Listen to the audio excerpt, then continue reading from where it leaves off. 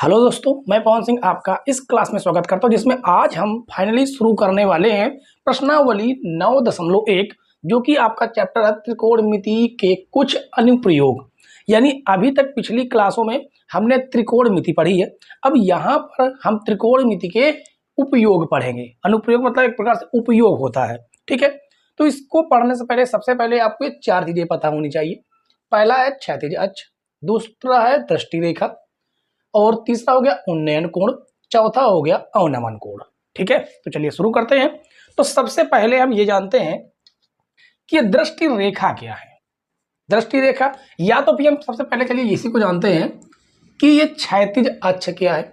अब मान लेते हैं कि ये एक आदमी है, ये क्या है, आदमी बना हुआ है। ठीक है, इस प्रकार का हम बना देते हैं कि ये एक आदमी बना हुआ है। अब इसकी जो आंख है वो बिल्कुल सीधा इस प्रकार से देखेगा, तो आप कहेंगे बिल्कुल इस प्रकार से बिल्कुल सीधा देख रहा है, तो इसी को हम लोग बोलते हैं क्या, क्षैतिज अक्ष। ठीक है, या हम इसको क्षैतिज रेखा भी बोल सकते हैं। क्या बोल सकते हैं, क्षैतिज रेखा भी आप इसे बोल सकते हैं, रेखा। ठीक है, क्या कहेंगे, क्षैतिज अक्ष। ठीक है, इसके बाद आ जाता है आपका दृष्टि रेखा। अब दृष्टि रेखा इस पर डिपेंड करता है कि आप कौन सी वस्तु देख रहे हैं और कहां पर देख रहे हैं, किस पोजीशन में है वस्तु। मान लेते हैं कि यहां पर है, यहां पर कोई एक पतंग उड़ रही है, ठीक है, और यहां से आप देख रहे हैं, यहां से आप इस प्रकार से देख रहे हैं, तो इसे हम कहते हैं क्या, दृष्टि रेखा। तो इसका नाम है, यहां पर लिख देते हैं, दृष्टि रेखा। अब ऐसा भी तो हो सकता है कि आप पतंग देख रहे हैं, लेकिन ऐसा भी हो सकता है कि जब आप खड़े हैं तो आप नीचे भी देख सकते हैं। तो किस प्रकार से देखेंगे, चलिए यहां पर बनाते हैं, इस जगह पर, ठीक है, इस जगह पर बना देते हैं, और ये हो जाएगा आपका, क्या हो जाएगा, क्षैतिज रेखा हो जाएगी, ये हो जाएगी क्षैतिज रेखा। ठीक है, और यहां पर आप चलिए मान लेते हैं कि आप इस किसी मकान पर खड़े हुए, ठीक है, और यहां पर कोई वस्तु है, इस जगह पर कोई वस्तु है, और यहां से आप इसको देख रहे हैं, तो इसे हम क्या बोलते हैं, दृष्टि रेखा, दृष्टि रेखा। ठीक है, यहां पर मान लेते हैं कोई कार है, इस जगह पर क्या है, कोई कार है। ठीक, अब आगे देखिए, अब आ जाता है आपका उन्नयन कोण। यदि आप ऊपर की कोई वस्तु देख रहे हैं तो यहां पर बनने वाला जो कोण होगा वो होगा आपका उन्नयन कोण। उन्नयन कोण, उन्नयन कोण किस किस के बीच बनता है, दृष्टि रेखा और क्षैतिज अक्ष के बीच में उन्नयन कोण बनता है। ठीक है, इसी प्रकार यहां पर ये रहा आपका क्षैतिज रेखा, ये रही आपकी दृष्टि रेखा, तो इसके बीच जो बनने वाला कोण होगा उसे हम कहेंगे अवनमन कोण, अवनमन कोण, क्योंकि ये नीचे की ओर बन रहा है। ठीक है, ये क्या बन रहा है, नीचे की ओर बन रहा। तो हमने पहला क्षैतिज रेखा जाना, दूसरा दृष्टि रेखा, तीसरा उन्नयन कोण, और चौथा अवनमन कोण। पांचवा आपको क्या पता होना चाहिए, आपको याद होना चाहिए त्रिकोणमिति टेबल। ठीक है, या तो आपको त्रिकोणमिति टेबल याद हो तो सबसे बेस्ट है, नहीं याद तो फिर बनाना सीखिएगा। ठीक है, और बनाना कैसे सीखना है वो आपको डिस्क्रिप्शन में लिंक मिल जाएगा, आई बटन पर भी आपको क्लिक कीजिएगा तब भी वो आपको मिल जाएगी। ठीक है, वो क्लास हमने बहुत डीपली तरीके से उसको हमने त्रिकोणमिति टेबल बनाना सिखाया है। ठीक है, आप उसे देख सकते हैं। अब चलिए, तो पांचवी बात आपकी टेबल हो गई। छठवीं बात ये है कि हमने त्रिकोणमिति में त्रिकोणमिति अनुपात पढ़े थे, जो कि थे sine theta, cos theta, tan theta, उसके बाद थे काट थीटा, यहां पर लिखते हैं काट थीटा, ठीक है, सेक थीटा, और उसके बाद था एक कासेक थीटा, कासेक थीटा। तो इसके फार्मूला पता होना चाहिए। तो आपने याद करने का एक तरीका जाना था, लाल बटे कक्का, ये था।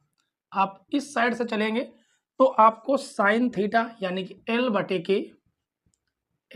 के कास थीटा यानी ए बटे के टेन थीटा यानी एल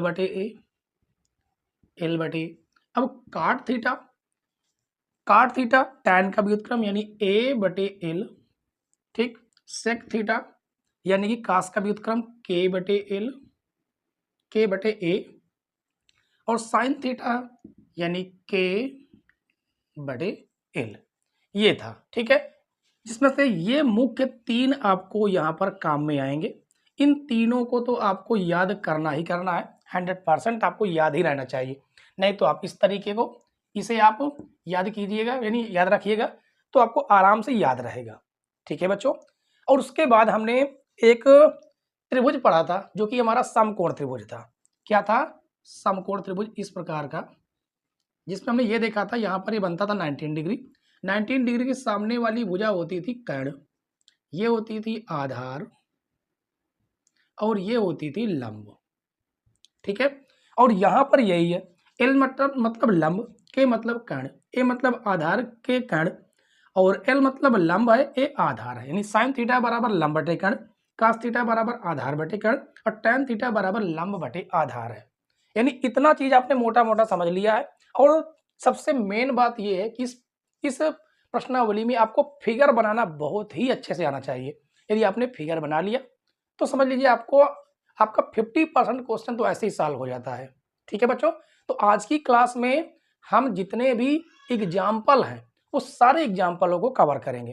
टोटल 7 एग्जाम्पल है, 7 एग्जाम्पलों को हम लोग देखेंगे, ठीक है। तो शुरू करते हैं प्रश्न नंबर, जो कि एग्जाम्पल आपका एग्जाम्पल नंबर 1। उदाहरण नंबर 1 देखिए बच्चों। उदाहरण नंबर 1 में कहा गया कि धरती पर एक मीनार ऊर्ध्वाधर खड़ी है। धरती के एक बिंदु से जो मीनार के पाद बिंदु से 15 मीटर दूर है, मीनार के शिखर का उन्नयन कोण 60 अंश है। मीनार की ऊंचाई ज्ञात कीजिए। तो सबसे पहले हम मीनार बनाते हैं, ठीक है। तो चलिए बनाते हैं मीनार। तो ये बन गई आपकी मीनार, कहां पर? धरती पर। यही कहा गया, धरती पर एक मीनार ऊर्ध्वाधर खड़ी, ऊर्ध्वाधर मतलब ऊपर की ओर, ठीक। धरती के बिंदु से जो मीनार के पाद बिंदु से 15 मीटर दूर है, तो यहां पर मान लेते हैं कि 15 मीटर क्या है? दूर है। मीनार के शिखर का उन्नयन कोण 60 अंश। अब इस बिंदु से देखने पर जो मीनार के शिखर का उन्नयन कोण है वो कितना है? 60 अंश है, ठीक है। और इसको हम इससे मिला देते हैं, तो ये वाला बनने वाला जो कोण है वो कितना है? 60 अंश।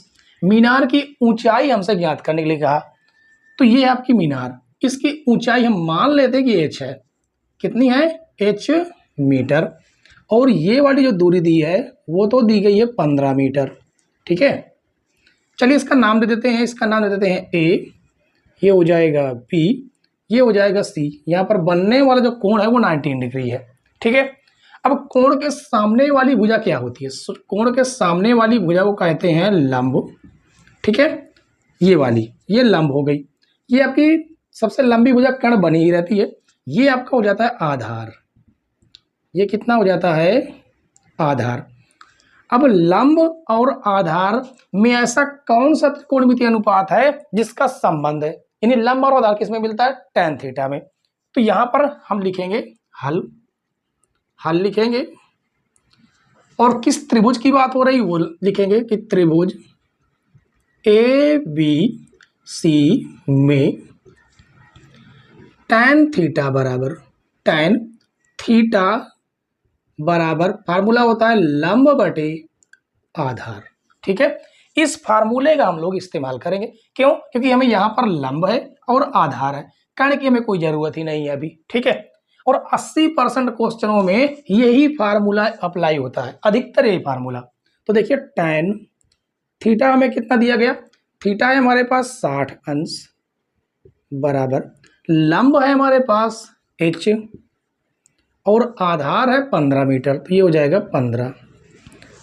और tan थीटा का जो tan 60 का जो मान होता है वो होता है √3 बराबर h/15।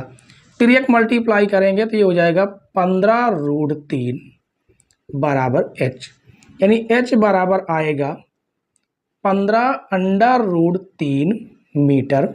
ये है बच्चों आपके मीनार की ऊंचाई और यही हो जाएगा आपका आंसर। ठीक है, कहीं कहीं बच्चों √3 की वैल्यू दी होती है, तो यहां पर आप लोग √3 की वैल्यू रखकर 15 के साथ मल्टीप्लाई कर देना और आपका आंसर निकल आएगा। ठीक है बच्चों, तो बताइए एग्जाम्पल नंबर 1 में कोई समस्या कोई दिक्कत हुई हो तो बताइएगा। ठीक है, कैसे बताना है वो आपके पास आपके कमेंट्स बॉक्स है। ठीक है, तो चलिए अब जो है यदि हमारा क्वेश्चन आपको समझ में आया हो तो वीडियो को लाइक कीजिए। ठीक, चैनल पर नए हैं तो सब्सक्राइब जरूर कर लीजिएगा ताकि आपको टाइम टू टाइम वीडियो की नोटिफिकेशन समय समय पर मिलती रहे।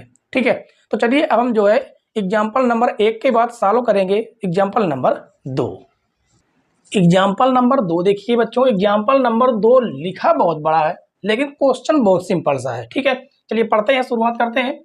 एक बिजली मिस्त्री को एक 5 मीटर ऊंचे खंबे पर आ रही खराबी की मरम्मत करनी है। तो यहां से एक बात ये पता चली कि ये कुल जो खंबा है ना, ये पूरा का पूरा जो खंबा है ये कितना मीटर है, ये कुल है 5 मीटर। ठीक है, ये कुल खंबे की जो लंबाई है वो 5 मीटर है। उसके बाद कहा गया मरम्मत का काम करने के लिए उसे खंबे के शिखर से 1.5 मीटर नीचे एक बिंदु तक वह पहुंचना चाहती है। कहां पर, इस बिंदु तक, यानी ये जो खंबा है यहां से कितने नीचे, 1.3 मीटर नीचे यहां पर। तो आपकी ये वाली जो ऊंचाई हुई ये कितनी बची, तो आपको 5 में से 5.0 में से 1.3 यदि आप घटाते हैं तो 10 में से 3 जाएगा तो 7 हो जाएगा, ये बचेगा 4, 4 में से 1 जाएगा तो कितना हो जाएगा 3, यानी ये वाली जो दूरी बची वो बची हुई है 3.7 मीटर। ठीक है, इसके बाद यहां तक पहुंचने के लिए एक प्रयुक्त सीढ़ी की लंबाई कितनी होनी चाहिए। ठीक है, ये जो है आपकी क्या बनी हुई सीढ़ी। सबसे पहली बात तो आकृति इस प्रश्न में आपको दी गई है।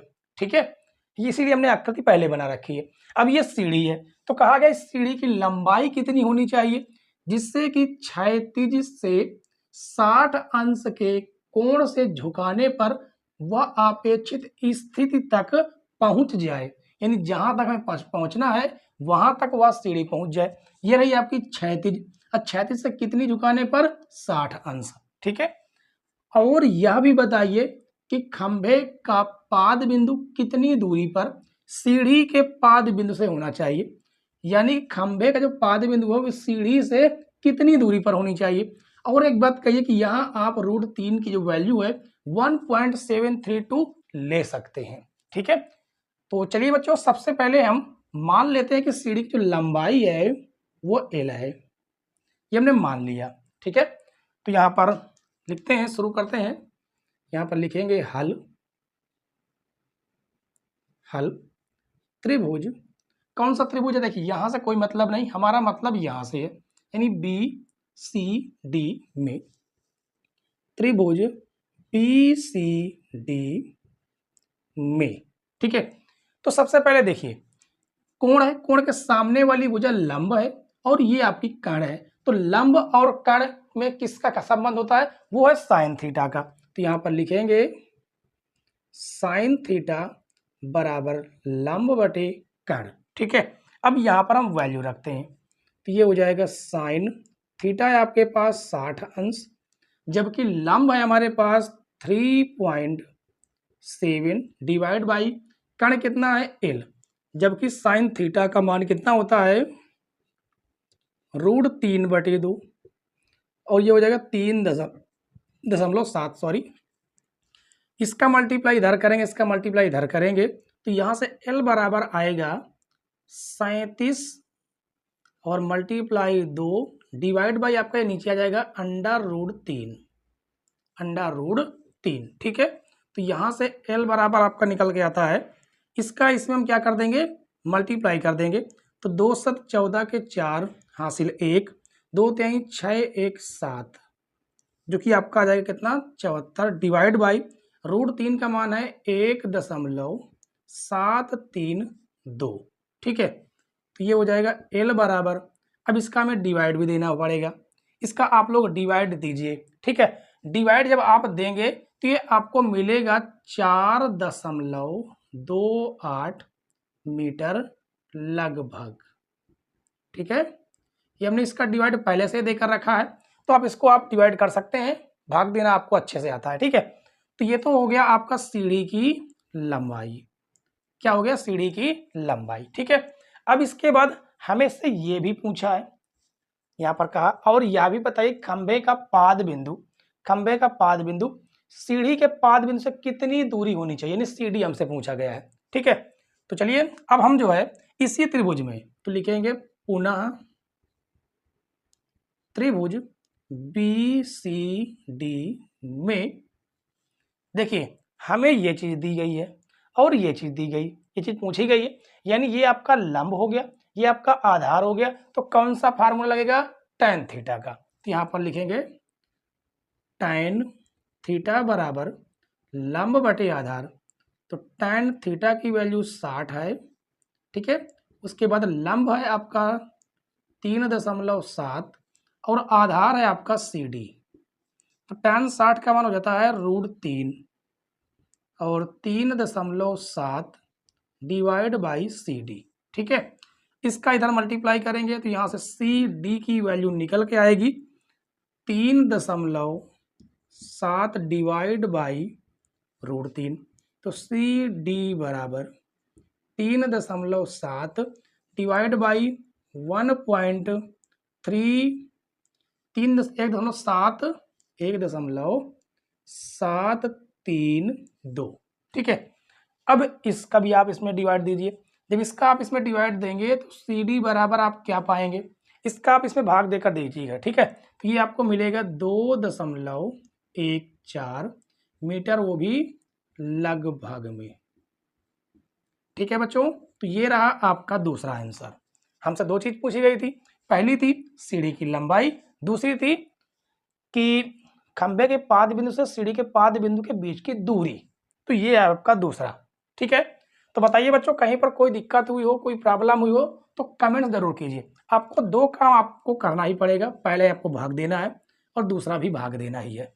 ठीक है, तो चलिए प्रश्न नंबर एग्जाम्पल नंबर 2 था, इसके बाद हम लोग देखेंगे एग्जाम्पल नंबर 3।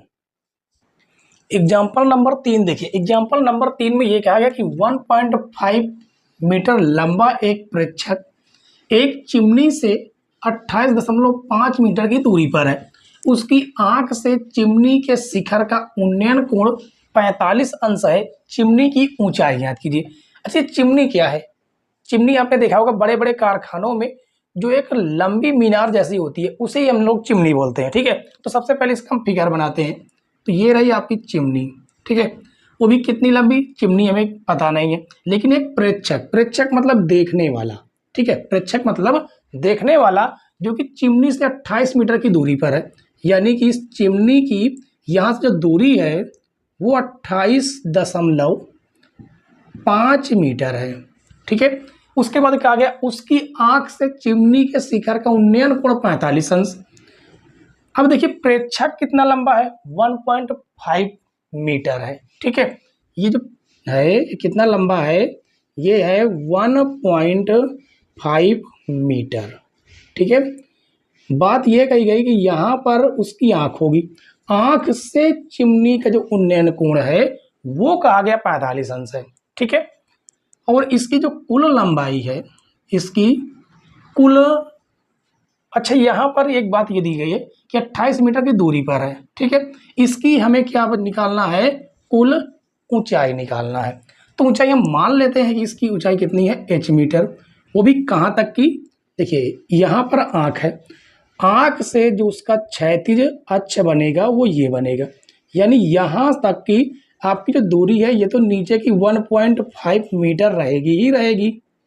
ठीक है, हम केवल यहाँ तक की ऊंचाई मान रहे हैं, ये वाली ऊंचाई कितनी, h मीटर। ठीक है, इसका हम नाम देते हैं A, ये हो जाएगा आपका बिंदु B और ये हो जाएगा C, इसका नाम दे देते हैं D। ठीक है, और यहाँ पर बनने वाला जो कोण है वो आपका 45 अंश है, यहाँ पर आपका 90 डिग्री कोण बनता है, जो कि एक समकोण त्रिभुज बनाता है। ठीक है, अब यहाँ पर देखिए ये हमें आधार दिया है, क्योंकि ये क्या है, ये आपका कोण, कोण के सामने वाली भुजा लंब, ये आधार। तो लंब और आधार किस में होता है, tan थीटा में। तो यहाँ पर लिखेंगे, सबसे पहले शुरू करेंगे हल से, हल, और त्रिभुज का नाम लिखेंगे त्रिभुज ए बी सी में। ठीक है, ए बी सी में हम कौन सा फार्मूला लगा रहे हैं, वो है tan थीटा का। tan थीटा बराबर होता है लंब बटे आधार। ठीक है, अब यहाँ पर हम वैल्यू रखेंगे। तो यहाँ पर हमें दिया गया है tan थीटा की वैल्यू हमारे पास है 45 अंश। उसके बाद लंब आपका कितना है, लंब यानी कोण के सामने वाली भुजा, जो कि है h मीटर। आधार जितना यहाँ से यहाँ तक की दूरी है वही ये भी दूरी है, यानी कि 28.5 मीटर। ठीक है, tan 45 का मान आपको याद होना चाहिए, जो कि होता है 1, और ये हो जाएगा h अपान 28.5।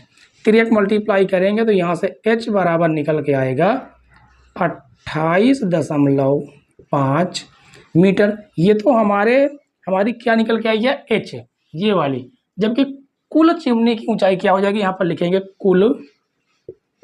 कुल चिमनी की ऊंचाई, चिमनी की ऊंचाई बराबर टोटल कितनी है, AC प्लस CD, जिसमें AC हमारे पास h है और h की वैल्यू 28.5 है, 28.5 प्लस CD हमारे पास 1.5 है, तो 1.5 मीटर। दोनों को जोड़ेंगे, 5 5 10 के 0 हासिल 1 हो जाएगा, 8 1 9 1 10 के 0 हासिल 1, और उस 1 को इसमें जोड़ दीजिए, कितना हो जाएगा 2 1 3, और एक अंक पहले क्या है, दशमलव, यानी कि ये निकल के आया 30 मीटर। यानी जो चिमनी कुल ऊंचाई है वो है 30 मीटर बच्चों।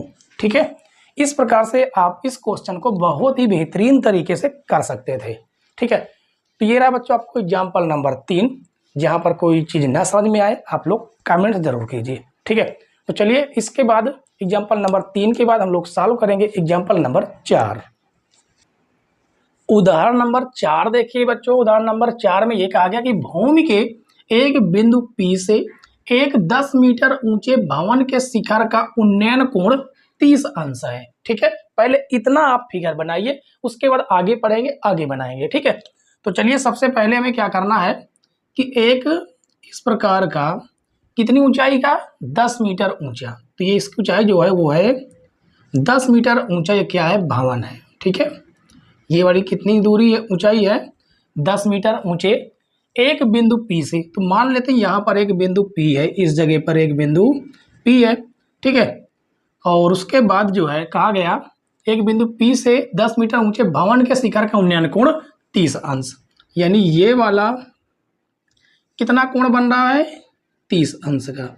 ये वाला आपका कोण है 30 अंश। आगे पढ़िए, भवन के शिखर पर एक ध्वज को लहराया गया है और P से ध्वज के शिखर का उन्नयन कोण 45 अंश, यानी यहाँ पर इस जगह पर एक झंडा है, ध्वज मतलब झंडा होता है। ठीक है, इस जगह पर इस प्रकार का एक झंडा लहराया गया है। चलिए यहाँ पर इस प्रकार बना देते हैं ये। ठीक है, और कहा गया बिंदु P से इसके शिखर का उन्नयन कोण कितना दे दिया है, P से ध्वज के शिखर का उन्नयन कोण 45 अंश, यानी ये वाला टोटल कोण आपका कितना है, 45 अंश है।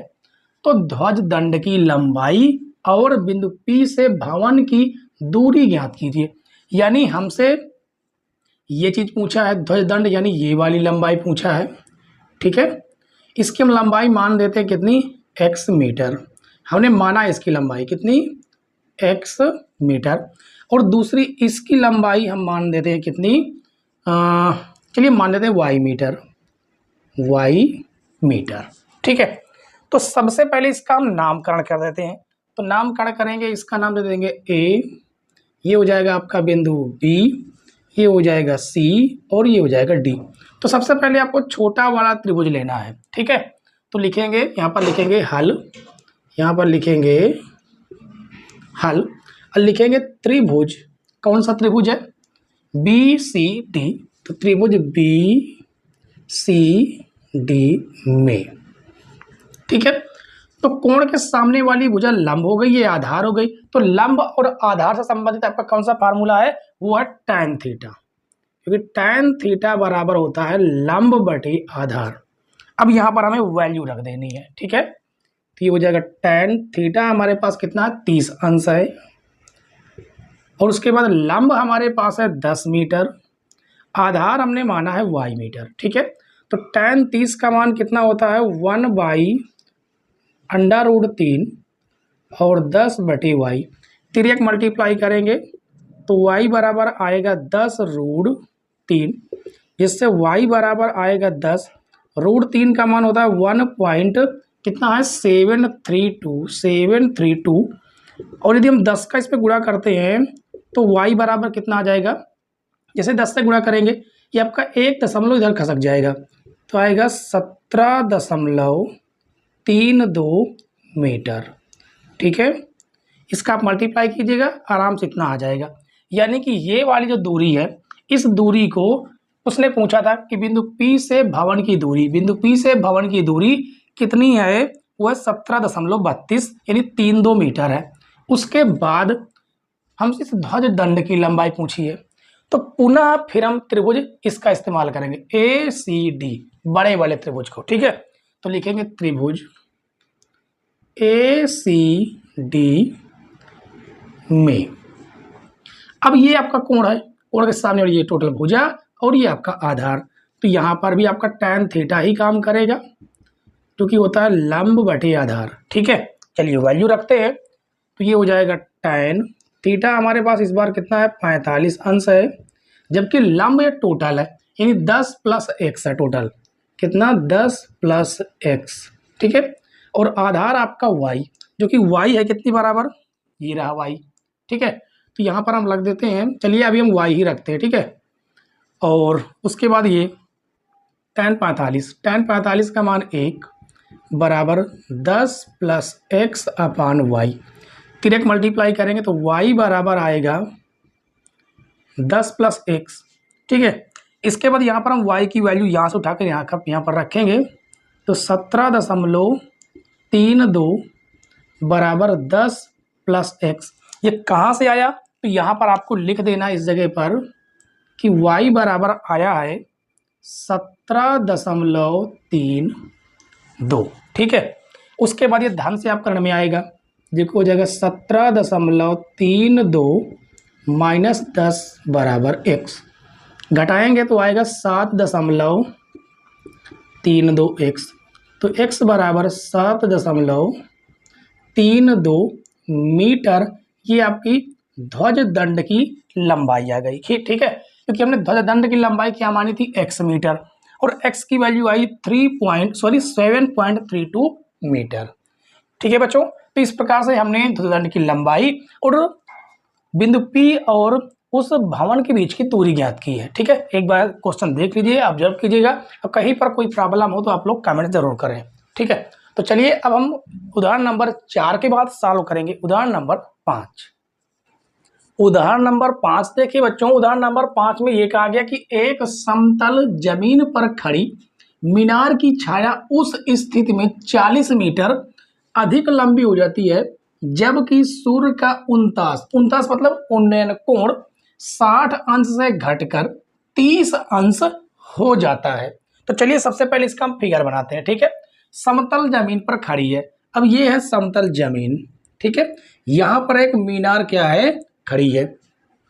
अब कहा गया है कि मीनार की छाया उस स्थिति में 40 मीटर अधिक लंबी हो जाती है जबकि सूर्य का 60 अंश से घटकर, कहने का मतलब है कि एक समय था जब उसका उन्नयन कोण कितना बन रहा था? 60 अंश बन रहा था, ठीक है। किसका? मीनार का। 60 अंश से घटकर उसका उन्नयन कोण बनने लगा कितना? 30 अंश। कितना बनने लगा? 30 अंश, ठीक है।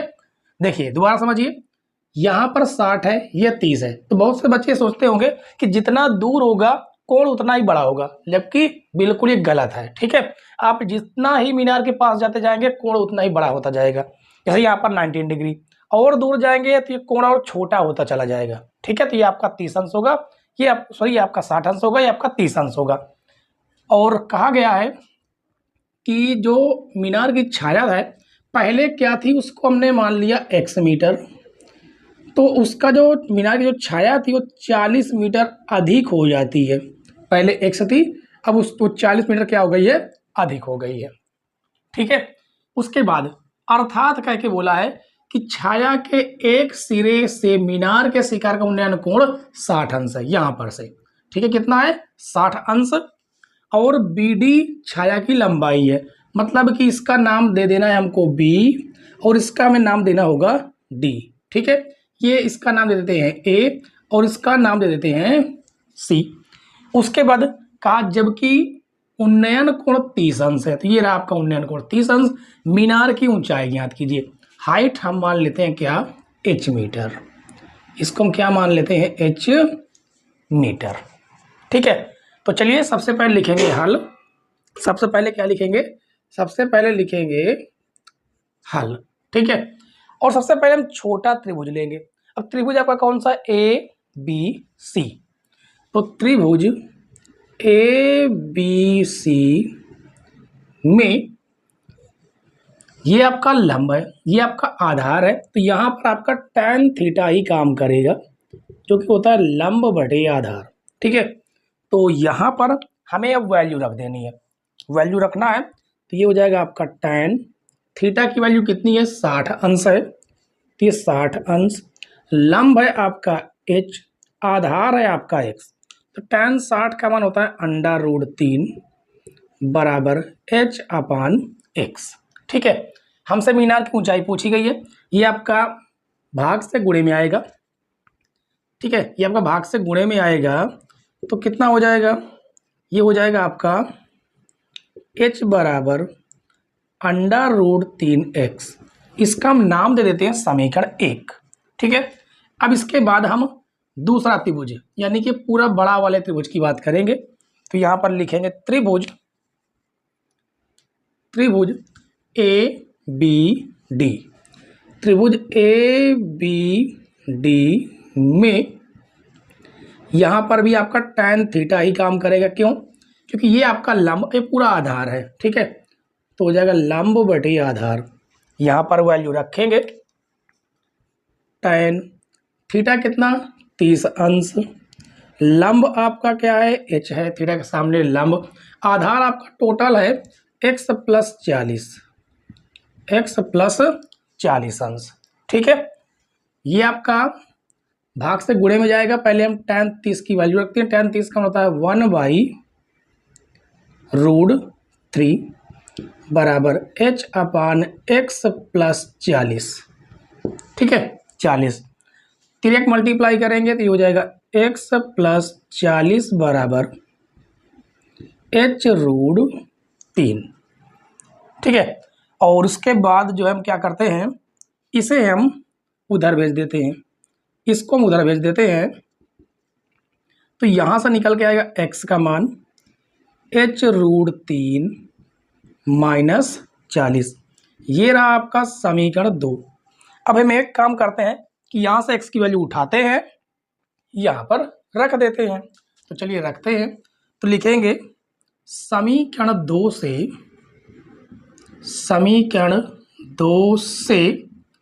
x का मान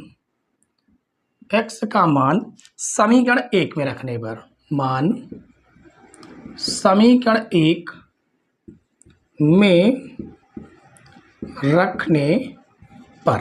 ठीक है, रखते हैं, इस जगह पर रखेंगे, तो ये हो जाएगा h बराबर √3। इस x की जगह पर ये आपको रख देना है, जो कि है h√3 - 40। तो ये हो जाएगा h बराबर √3 का गुणा करेंगे √3 के साथ, तो हो जाएगा 3h - 40√3। ये धन से आपका ऋण में आएगा, तो h - 3h बराबर -40, √3 घटाएंगे तो -2h बराबर माइनस का 40√3, माइनस से माइनस कटेगा, 2 एक अन्नम 2, 2 दूनी 4 0, जिससे h बराबर निकल के आया 20√3। यानी कि हमें क्या निकालना था, मीनार की ऊंचाई निकालनी थी, और ये रही बच्चों आपकी मीनार की ऊंचाई 20√3। यदि √3 की वैल्यू दी होती तो यहाँ पर √3 की वैल्यू रखकर 20 से गुणा करा देते। ठीक है बच्चों, तो इस प्रकार से आपको इस क्वेश्चन को करना है।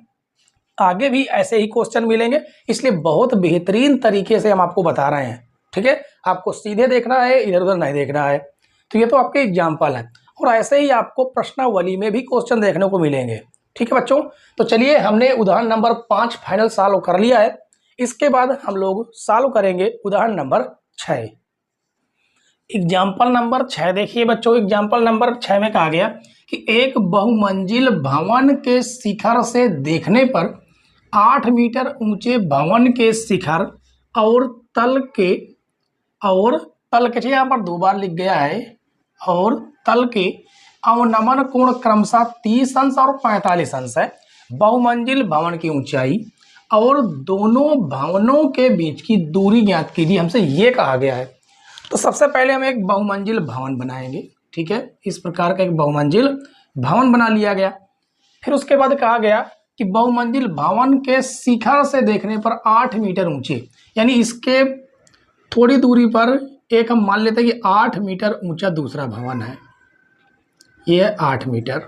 ठीक है, और भवन के शिखर और तल के अवनमन कोण क्रमशः 30 अंश, यानी यहाँ का जो अवनमन कोण वहाँ से देखते हैं तो आपको पता है कि यहाँ से देखने पर ये आपका क्या है, ये आपका क्षैतिज तल है। ठीक है, तो यहाँ पर बनने वाला जो कोण है अवनमन कोण वो 30 अंश है। यदि इसको हम इस प्रकार से मिला दें तो यहाँ पर देखिएगा जेड की आकृति बन रही है, जो कि एकांतर कोण होता है, यानी ये भी आपका कितना हो जाएगा 30 अंश। ये जेड की आकृति बन रही और एकांतर कोण आपस में क्या होते हैं, बराबर होते हैं। ठीक है, उसके बाद कहा गया 30 अंश और 45 अंश, यानी कि एक यहाँ पर जो इसका तल है इसको थोड़ा सा और बढ़ा देते हैं ये, और इसको हम इससे मिला देते हैं। ठीक है, तो भवन के शीर्ष और अवनमन और भवन क्या कहा गया है कि भवन के शीर्ष और तल, तो ये आपका भवन का शीर्ष और ये हो गया तल, दोनों के जो अवनमन कोण है वो 30 अंश और 45 अंश, यानी ये वाला आपका 30 अंश है, जबकि यहाँ वाला कितना है 45 अंश है। कितना है 45 अंश। तो यहाँ पर देखिए भी जेड की आकृति बन रही, तो ये भी आपका कितना बन जाएगा 45 अंश। ठीक है, और कहा गया बहुमंजिल भवन की ऊंचाई, यानी टोटल ऊंचाई हमसे पूछी गई है, और दोनों भवनों के बीच की दूरी, तो दोनों भवनों के बीच की दूरी हम मान लेते हैं कि x मीटर है। ठीक है, ये वाली दूरी हम मान लेते हैं, अपनी तरफ से मान लेते हैं, क्या मान लेते हैं, आप चाहे तो मान सकते हैं y मीटर, कितना y मीटर। ठीक है, और ये आपको पता है ये वाला, ये तो 8 ही मीटर रहेगा, कितना रहेगा 8 ही मीटर, क्योंकि जितनी ऊंचाई ये है उतनी ऊंचाई ये भी है। ठीक है, तो इनका हम नामकरण करते हैं, ये हो जाएगा ए, इसका नाम दे देते हैं बी, ये इसका नाम दे देते हैं सी, ये नाम देते हैं डी। ठीक है, और ये नाम दे देते हैं ई। ठीक है, तो चलिए अब हम जो है सबसे पहले छोटे वाले त्रिभुज की बात करेंगे। तो लिखेंगे, सबसे पहले लिखेंगे हल, और किस त्रिभुज की, ए बी सी। तो त्रिभुज ए बी सी में, अब यहाँ पर आपको क्या दिख रहा है, देखिए ये आपका कितना है x है, तो ये भी आपका कितना होने वाला है x मीटर, आपका ये भी रहने वाला है ये वाला। ठीक है, क्योंकि दोनों की दूरी समान है, और ये आपका आधार और ये लंब है, तो यहाँ पर आपका tan थीटा काम करेगा, तो ये हो जाएगा tan थीटा बराबर लंब बटे आधार। ठीक है, अब यहाँ पर हम थीटा की वैल्यू रखेंगे, लंब की वैल्यू, आधार की वैल्यू रखेंगे। तो tan थीटा की वैल्यू दी गई है 30 अंश, लंब ये रहा जो कि है y, और आधार ये रहा जो कि है x। तो यहाँ से आपका tan 30 का मान आएगा 1/√3 बराबर y/x। तिरक मल्टीप्लाई करेंगे तो यहाँ से आएगा x बराबर √3y। इसका नाम हम दे देते हैं समीकरण 1। ठीक है, अब हम दूसरे त्रिभुज की बात करेंगे, ये बड़ा वाला त्रिभुज। तो ये यहाँ पर लिखेंगे त्रिभुज, कौन सा त्रिभुज है, ADE। तो त्रिभुज ADE में, ठीक है, त्रिभुज ADE में भी आपका ये आधार रहा, ये लंब रहा। तो यहाँ पर भी आपका tan थीटा काम करेगा, tan थीटा बराबर लंब बटे आधार। ठीक है, तो tan थीटा कितना 45 अंश, लंब कितना है, ये टोटल लंब है यहाँ से यहाँ तक, जो कि है y+8। तो ये हो जाएगा y+8, आधार आपका x ही रहेगा। ठीक है, इसके बाद tan 45 की वैल्यू हो जाती है 1 बराबर y+8 डिवाइडेड बाई x। तिरक मल्टीप्लाई करेंगे तो ये हो जाएगा x बराबर y+8, और इसका नाम दे देते हैं समीकरण 2। अब यहाँ से x की वैल्यू उठाएंगे और यहाँ पर रख देंगे, तो लिखेंगे समीकरण 1 से x का मान समीकरण 2 में रखने पर, ठीक है, चलिए रखते हैं। इस जगह पर रखेंगे √3y बराबर y+8, ये धन शरण में आएगा, तो √3y माइनस y बराबर 8। यहाँ से y हम कॉमन करेंगे तो बनेगा √3 माइनस 1 बराबर 8। ये आपका मल्टीप्लाई से डिवाइड में जाएगा, तो y बराबर 8 बटे √3 माइनस 1। ठीक है, अब यहाँ पर हम एक काम करने वाले हैं, हर का परिमेयकरण। तो यहाँ पर लिख देंगे हर का परिमेयकरण करने पर, हर का परिमेयकरण करने पर। ठीक है, क्या हर का परिमेयकरण करेंगे तो ये हो जाएगा y बराबर 8 डिवाइडेड बाई √3 माइनस 1 और √3 प्लस 1, इसी का मल्टीप्लाई ऊपर करेंगे √3 प्लस 1। ठीक है, इसके बाद हो जाएगा y बराबर 8 √3 प्लस 1, और यहाँ पर एक बार लड़का एक बार धन का फार्मूला बनेगा √3 का होल स्क्वायर माइनस 1 का स्क्वायर। तो y बराबर 8 √3 प्लस 1, √3 का स्क्वायर हो जाएगा 3, 1 का स्क्वायर 1, तो y बराबर आएगा 8 √3 प्लस 1 डिवाइडेड बाई 2। 3 में से 1 घटाएंगे 2 आ जाएगा, और 2 एक अन्नम 2, 2 चौको 8, तो y बराबर आएगा 4 √3 प्लस 1। तो ये तो रहा y का मान, वो भी मीटर में। ये है आपकी ये वाली दूरी, ठीक है, यानी ऊंचाई। तो यहाँ से y की तो वैल्यू निकल आई है, अभी x की वैल्यू निकलनी बाकी है। तो इसका मान उठाकर हम रखेंगे समीकरण 1 में। तो यहाँ से सॉल्व करते हैं, तो लिखेंगे y का मान समीकरण 1 में रखने पर, ठीक है, इस जगह पर रखेंगे। तो ये हो जाएगा x बराबर √3 y का मान ये रहा जो कि है 4 √3 प्लस 1। ठीक है, यहाँ पर थोड़ा बड़ा कोष्ठक लगा देते हैं इस जगह। तो ये हो जाएगा x बराबर, अब इसको आगे क्या सॉल्व करना है, आगे सॉल्व करना चाहे तो इसका आप अंदर मल्टीप्लाई कर सकते हैं, चलिए करवा ही देते हैं। तो ये हो जाएगा √3 मल्टीप्लाई करेंगे तो 4√3 प्लस 4। ठीक है, अब इसका अंदर मल्टीप्लाई करेंगे तो ये हो जाएगा √3 का गुणा √3 से करेंगे तो 3 आएगा, और ये 4 रहेगा, अब प्लस 4√3, तो x बराबर 4 × 12 प्लस 4√3, ये आपका मीटर आ गया। यानी x की जो वैल्यू आई है वो तो है दोनों भवनों के बीच की दूरी, ठीक है। और हमें निकालना था बहुमंजिला भवन की ऊंचाई, तो यहाँ पर लिखेंगे बहुमंजिला भवन की ऊंचाई, ठीक है। यहाँ पर लिखते हैं बहुमंजिल भवन की ऊंचाई, जो कि ऊंचाई कुल कितनी थी, ऊंचाई थी y+8, तो y+8 और y की वैल्यू ये रही, तो ये हो जाएगी 4√3+1, ये कोष्टक में है, और प्लस में आपका 8, ठीक है। यहाँ से आप चाहें तो 4 कॉमन कर सकते हैं, तो ये बचेगा √3+1, और ये हो जाएगा आपका कितना, ये हो जाएगा आपका प्लस का 2, ठीक है। कितना हो जाएगा, 2 हो जाएगा, और ये हो जाएगा 4√3+3 मीटर, ये भवन की कुल ऊंचाई है, ठीक है बच्चों।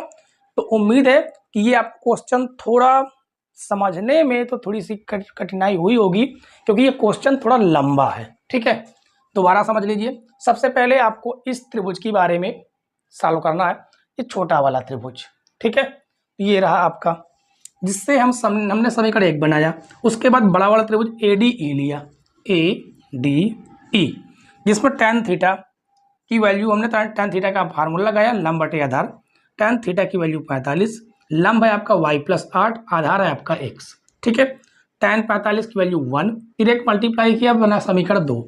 समीकरण 1 से x की वैल्यू उठाया, समीकरण 2 में रख दिया, पक्षांतर किया तो y की वैल्यू ये निकली, हर का परिमेय कराने पर ये बना आपका। अब इस y की वैल्यू हमने रखा समीकरण 1 में, जिससे x की वैल्यू पता चली, ठीक है। और x आपका क्या है, दो भवनों के बीच की दूरी। अब बहुमंजिल भवन की जो कुल ऊंचाई है वो है y+8, तो यहाँ से y की वैल्यू यहाँ रखा और प्लस में 8, 4 हमने कॉमन किया, और ये आपका आंसर, ठीक है बच्चों। तो चलिए, ये आपका उदाहरण नंबर 6 था। इसके बाद आपका लास्ट एग्जाम्पल बचता है, जो कि है आपका एग्जाम्पल नंबर 7। लास्ट एग्जाम्पल देखिए दोस्तों, लास्ट एग्जाम्पल में एक आ गया कि एक नदी के पुल के एक बिंदु से नदी के सम्मुख किनारों के अवनमन कोण क्रमशः 30 अंश और 45 अंश है। तो चलिए मान लेते हैं कि एक पुल है, ये मान लेते हैं कि एक नदी बह रही है, ठीक है। ये क्या बह रही है, नदी। इसके ऊपर क्या बना हुआ है, एक पुल बना हुआ है इस प्रकार का, ठीक है। पुल के एक बिंदु से, पुल के एक बिंदु से कहा गया किनारों के, किसके, किनारों के, किनारे, ये किनारा और एक यार रहा ये किनारा, ठीक है।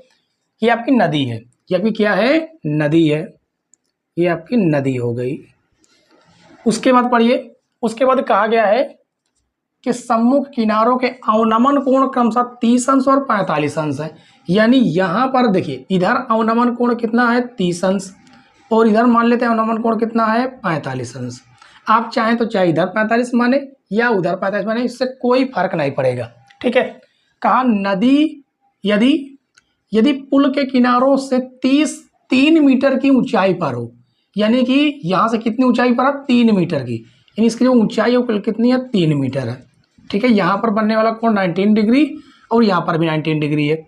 इसकी जो ऊंचाई है वो कुल कितनी है, 3 मीटर है। उसके बाद कहा गया है ऊंचाई पर हो तो नदी की चौड़ाई ज्ञात कीजिए।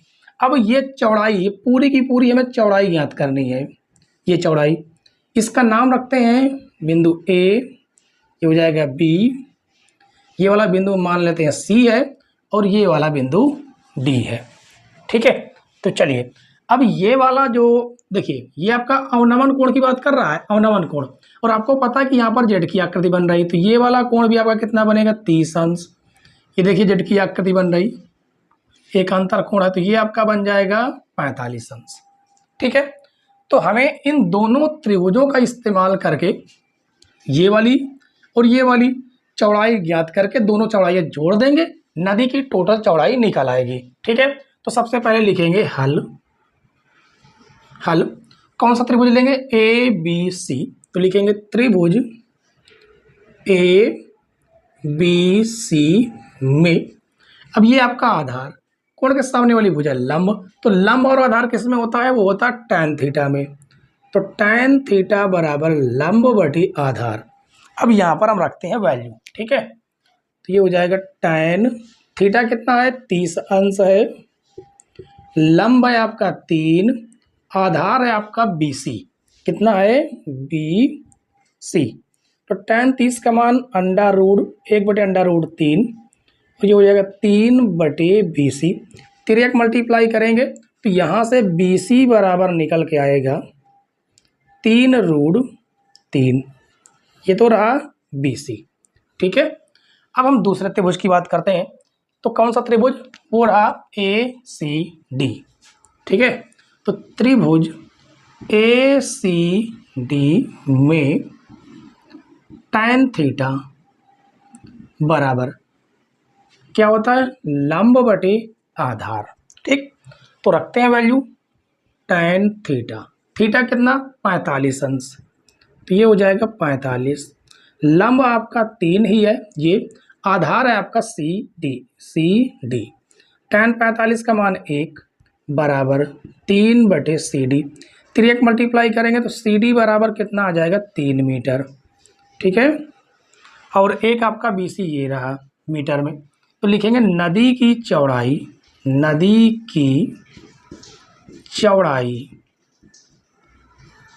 बराबर टोटल कितनी है BC प्लस CD, तो ये हो जाएगी BC प्लस CD। BC कितना है, ये रहा जो कि 3√3 है, 3√3, और CD है मात्र 3, तो यहाँ से हम 3 कर लेते हैं कॉमन, बचेगा हमारे पास अंडा√3 प्लस 1 मीटर, ठीक है। यदि √3 की वैल्यू दी हो तो रखकर आप उसे भी सॉल्व कर सकते हैं। उम्मीद है बच्चों कि 1 से 7 तक के सारे एग्जाम्पल आपको समझ में आए होंगे, ठीक है। एग्जाम्पल कराने का मेन पर्पज ये था कि इसमें देखिए ज़्यादा क्वेश्चन नहीं, यानी कि मात्र एक ही प्रश्नावली जो कि है 9.1, ठीक है। और ये पूरी प्रश्नावली को मात्र 3 पार्टों में डिवाइड किया, जिसमें आपका पहला तो एग्जाम्पल हो गए, ठीक है। उसके बाद 2 पार्ट हम आपके प्रश्नावली के बनाएंगे, ठीक है बच्चों। तो इसलिए हमने एग्जाम्पल करवाए, वो भी बहुत ही बेहतरीन एग्जाम्पल थे, ठीक। तो मिलते हैं बच्चों अगली क्लास में, जिसमें हम लोग क्वेश्चन को सॉल्व करेंगे। तब तक के लिए बाय बाय, टाटा।